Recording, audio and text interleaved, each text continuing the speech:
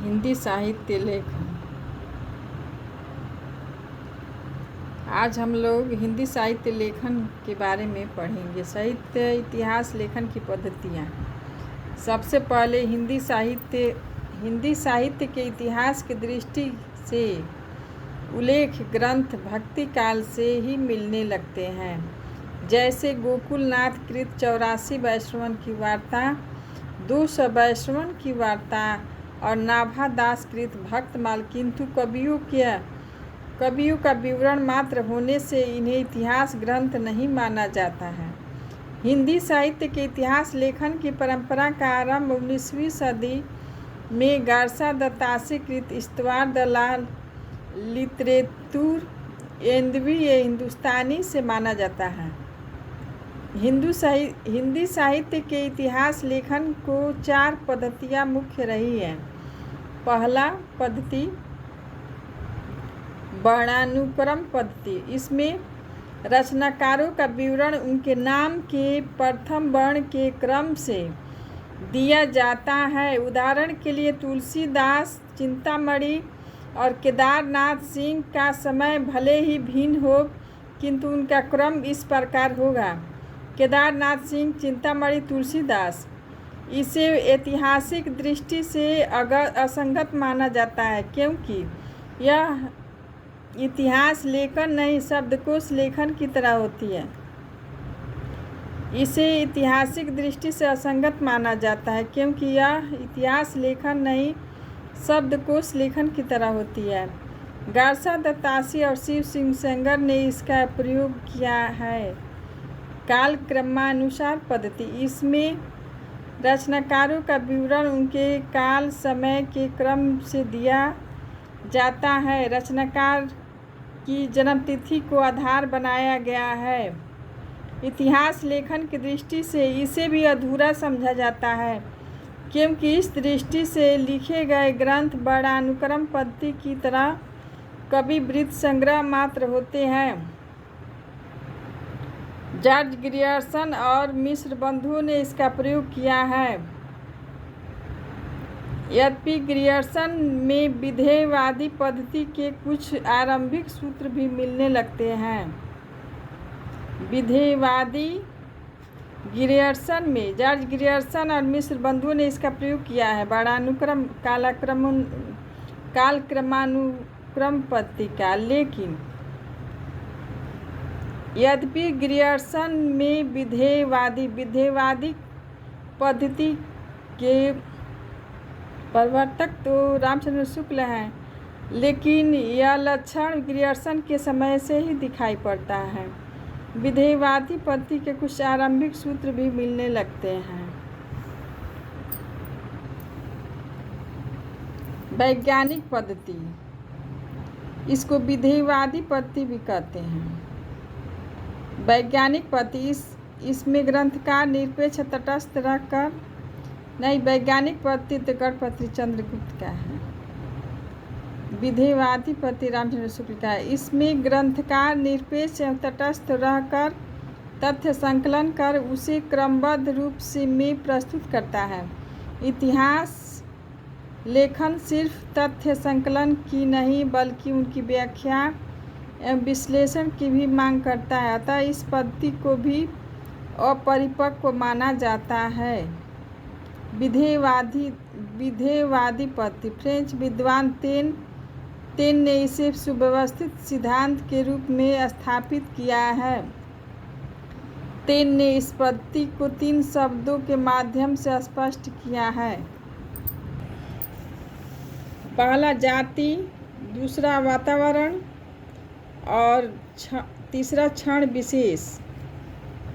इस पद्धति के अनुसार किसी भी साहित्य के इतिहास को समझने के लिए उससे संबंधित जाति परंपराओं, राष्ट्रीय और सामाजिक वातावरण एवं सामायिक परिस्थितियों का अध्ययन विश्लेषण आवश्यक है। इस इतिहास लेखन की व्यापक, स्पष्ट एवं विकसित पद्धति माना जाता है, क्योंकि उसके द्वारा साहित्य की विकास प्रक्रिया को बहुत कुछ स्पष्ट किया जा सकता है। हिंदी में सर्वप्रथम रामचंद्र शुक्ल ने इस पद्धति का प्रयोग किया है।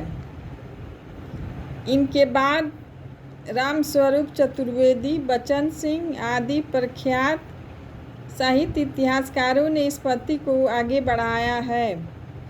रामचंद्र शुक्ल के बाद रामस्वरूप चतुर्वेदी और बच्चन सिंह दोनों ने, और भी मतलब रचनाकार हैं, इतिहासकार हैं जो आगे बढ़ाया, लेकिन इसमें प्रमुख नाम रामस्वरूप चतुर्वेदी और बच्चन सिंह का है।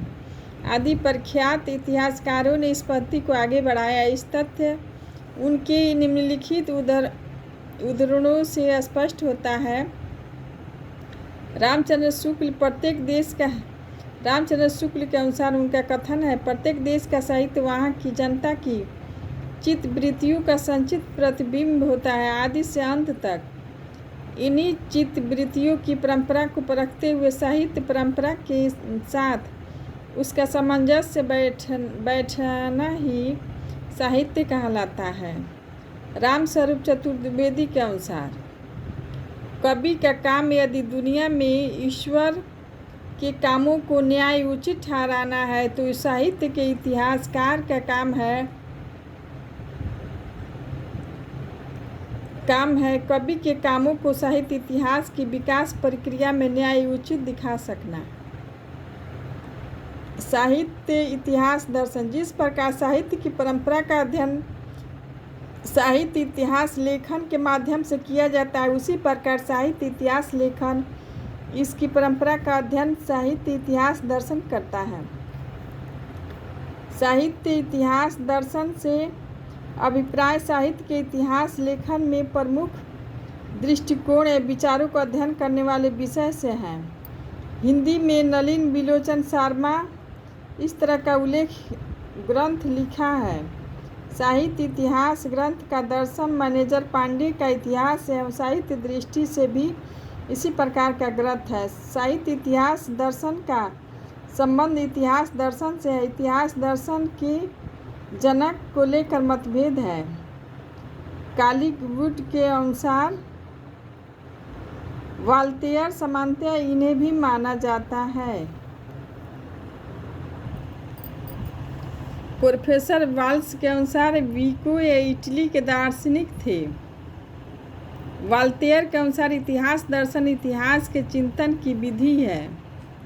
इसमें इतिहासकार ऐतिहासिक घटनाओं के दोहराने की बजाय इनकी विषय में चिंतन करता है। कालिंगवुड के अनुसार इतिहास का दर्शन इतिहास और इतिहासकार के विचारों का पारस्परिक तालमेल है।